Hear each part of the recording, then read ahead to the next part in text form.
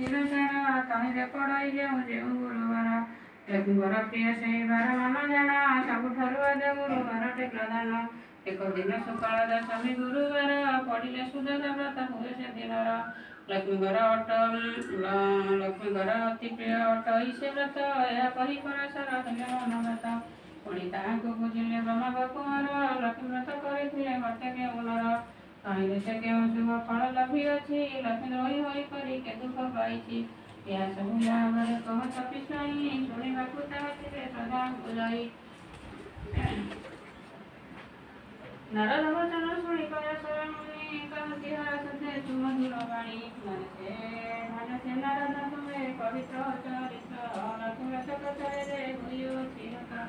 କହୁଛି ପୁରାତନ କଥା ଅଛି ଯାହା ହୋଇ ଭୁବନାଥ ଶୁଣିଅଛି ତାହା ଏକ ଦିନ ଶୁକ୍ଳ ଦଶମୀ